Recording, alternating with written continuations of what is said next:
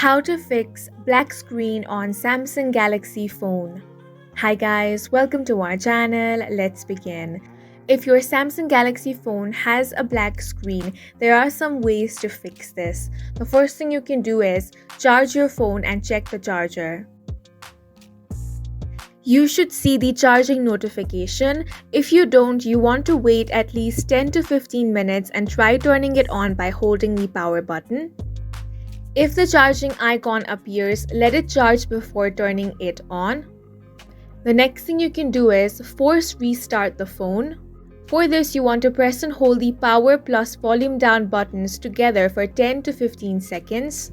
Release the button when you see the Samsung logo appear. If the phone restarts, the issue was likely a minor software crash. If these methods do not work, you want to check for hardware damage and get professional repair. And that's it for this video. If you found it helpful, please make sure to hit the like button and subscribe for more videos like this.